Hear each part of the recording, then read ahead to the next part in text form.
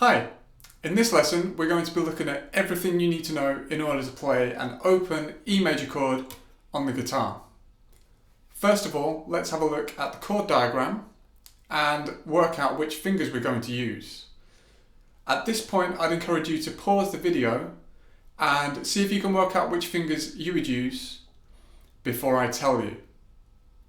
Once you've done that, let's have a look at how to play it. First of all, in terms of thumb placement, you can put your thumb with the pad on the middle of the neck. See this sort of middle line here going down the neck? Leave your thumb fairly straight and then put your fretting fingers where they're meant to be on the strings. However, for open chords, I would recommend having your thumb near the top or even slightly popping over the top like that. So sort of somewhere near the top of the neck, see this top bit here, or having it completely popping over the top like that. We start with the low E string open.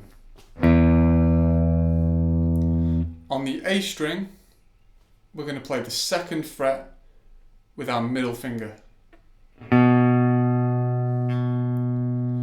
On the D string, we're going to play the second fret with your ring finger. G string, first fret, index finger. B string is open. High E is open. The E major chord should sound like this. However, if you're new to guitar, there's a strong possibility it won't sound quite like this. So let's isolate what could be wrong with it.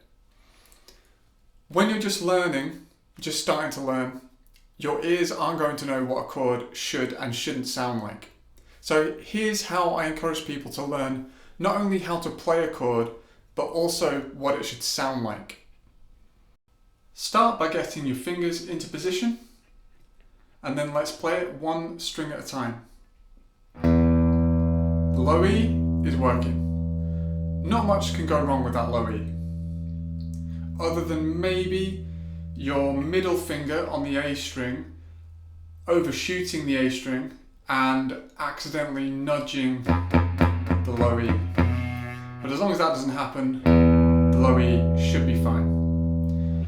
Okay, A string. The note's there, but it's a little bit rattly. Most likely because I'm just not quite pressing hard enough. So I'm going to just gradually increase the pressure until I reach. There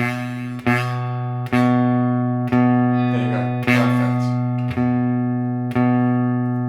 I'm in the middle of the fret for that second fret of the A string. And the reason for that is so that my ring finger has room to fit into the second fret of the D string. That's working. A bit like the low E, there's not much that can go wrong with that second fret of the D string, other than maybe just not quite pressing hard enough or being in the wrong part of the fret. So far we've got 3 notes. Nice. Let's check the G string. It's kind of there, but it's a bit dead.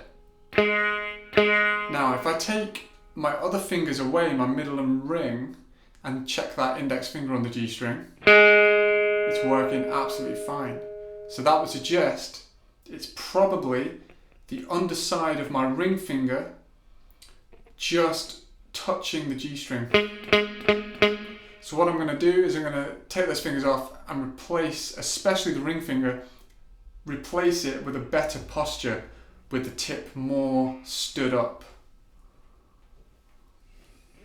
And now hopefully that G string is ringing, because that ring finger isn't touching the G string. Okay, on to the B. Now, with this one, I can actually feel the B string vibrating against the underside of my index finger. So I know that it's because this index finger isn't stood up enough. The posture isn't quite right for the tip of the finger, so it needs to be a bit more stood up. So I'll replace it, stand it up a bit better, and let's see if that B string rings this time. There it is, nice. We've got 5 notes now. And finally, the high E. The note's kind of there, but again, it's a little bit dead.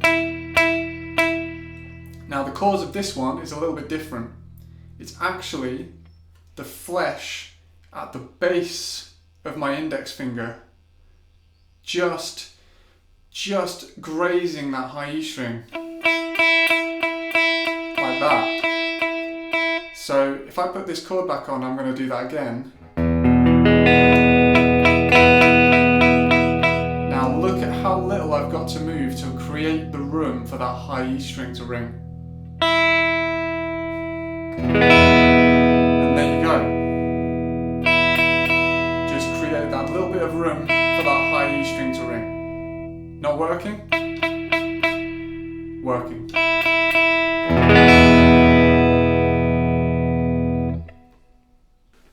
Learn what the chord should sound like by doing it slowly. Don't just pick it up and bash away. You might eventually learn what it should sound like, but it'll take 10 times as long. When you're fixing things, make sure you don't change any of the fingers that you've already got set. And when things are wrong, it's normally a combination or one of a few things. Not pressing hard enough or pressing too hard. So not pressing with the right pressure. Pressing too hard, you get that, it bends out of tune. Not pressing hard enough, you get that, just the right amount of pressure, you get a nice note. What else can go wrong? Pressing in the wrong part of the fret, so being far too low down the fret. So I'm trying to play the first fret of the G string, but I'm so close, I'm so down the bottom end of the fretboard that that's just not going to work unless I absolutely crush it with my finger. So much easier to just get nice and close to the fret and it works. On the other side of that, if you're on the fret, it will also not sound quite right. And the final thing that can go wrong is some part of a finger, whether that's above the tip of the finger, the underside of the tip, or even down the base of your fingers near the palm, if they touch a string that they're not meant to touch, it will cause that string to not ring properly. So that's about everything that can go wrong with the left hand. All of this is about problem solving. You're hearing the direct effect of what your left hand is doing. If the result is an unwanted effect, it's up to you to figure out its cause. Hopefully this has been useful to you. If it has, please consider signing up to my Patreon so I can continue to make videos. The link is in the description. If you'd like help with playing other chords, check out my channel for more lessons. Thanks and see you next time.